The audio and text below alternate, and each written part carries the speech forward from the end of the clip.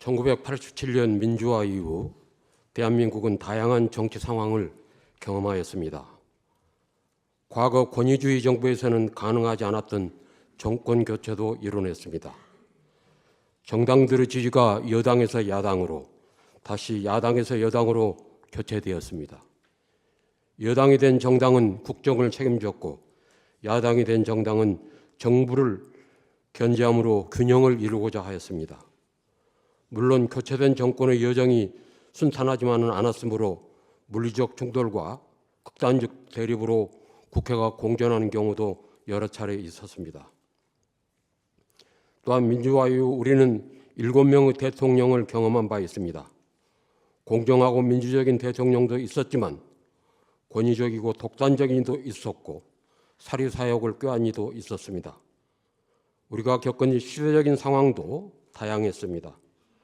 국가 경제가 파탄 직전까지 가기도 했고 국민의 생명과 건강이 위협받는 위험한 상황도 있었습니다.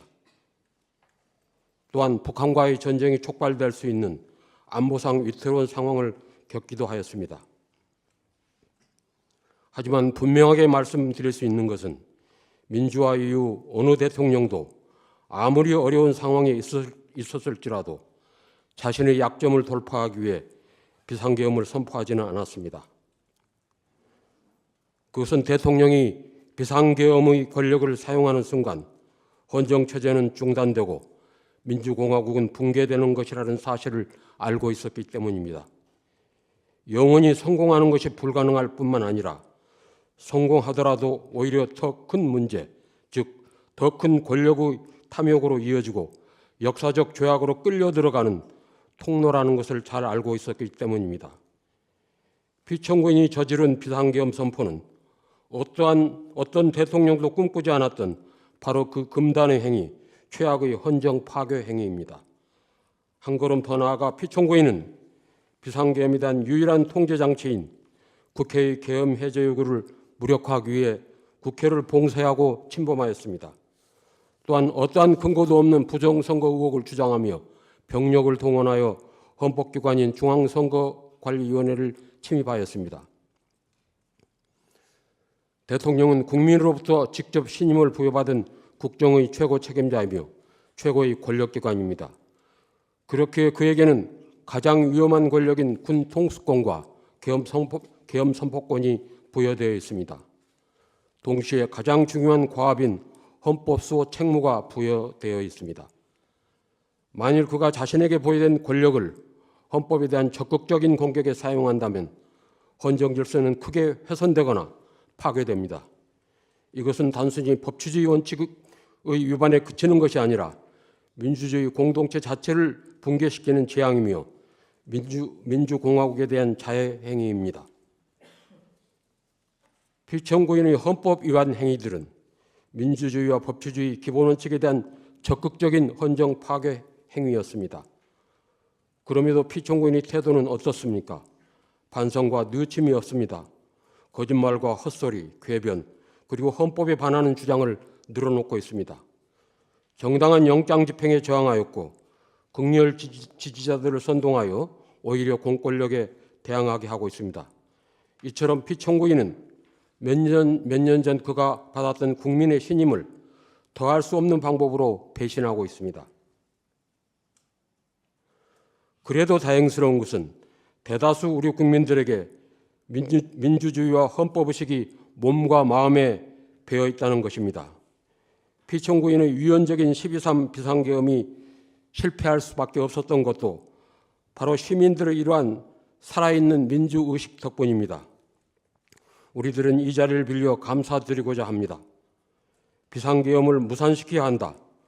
계엄 해제 요구를 결의하는 국회를 방어해야 한다는 일념으로 한밤중에 뛰어나온 용감한 시민들에게 감사드립니다. 그리고 국민들에게 무력을 행사할 수 없다고 판단해서 상관의 명령에 소극적으로 저항한 지휘관과 장병들에게도 감사드립니다. 당신들이 있었기에 우리들의 일상을 유지할 수 있었으며 우리와 가족들의 생명과 자유를 지킬 수 있었습니다. 덕분에 우리는 알게 되었습니다. 우리들이 만들어낸 민주주의는 무모하고 무도한 대통령 한 사람이 뒤집을 수 있는 대상이 아니라는 것을, 그리고 대한민국에서 민주주의와 헌법 그리고 자유와 기본권은 단지 법이나 제도가 아니라 국민 모두가 내면화한 가치이며 양심이 되었다는 것을 말입니다. 피청구인을 지지하는 세력들은 헌법을 부정하고 민주주의와 법치주의를 조롱하고 있습니다. 법원과 헌법재판소 파괴를 선동하고 있습니다. 이 파괴를 선동하는 세력들이 인터넷과 광장을 어지럽히고 있습니다. 시끄러운 굉음으로 공동체의 신뢰와 가치를 혼란에 빠뜨리고 있습니다. 비상계엄 선포로 대한민국 공동체가 입은 상처는 깊고 위중합니다. 공고화된 민주국가 시민으로서의 자긍심에 큰 손상을 입었습니다. 추락한 경제는 정치적 불안에 위기감을 더하고 있습니다. 대통령 탄핵을 둘러싸고 정치적 양극화는 더 심화되었습니다. 또한 군 전체에 수치스러운 트라우마를 남겼습니다. 국민들은 그 상처의 치유를 원하며 민주주의와 헌정 질서의 온전한 복원을 갈망하고 있습니다. 우리는 자신감과 용기를 가져야 합니다. 대한민국의 법치와 민주주의 시스템에 대한 의연한 신뢰를 가져야 합니다. 거스를 수 없는 국민들의 보편적인 합의로 민주주의와 법치주의를 완성하기 위해서는 많은 시간과 노력이 필요할 수도 있습니다. 우선 가장 중요한 일부터 한 걸음씩 해결해 가야 합니다.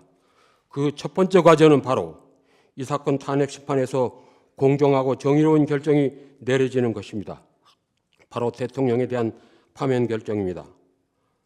만에 하나 헌법재판소가 피청구인에 대한 탄핵 심판 청구를 기각하여 피청구인이 대통령의 직무에 복귀하게 된다면 이는 더 큰 재앙을 불러오는 것으로 우리 공동체와 구성원 모두를 위험에 빠뜨리는 행위가 될 것입니다.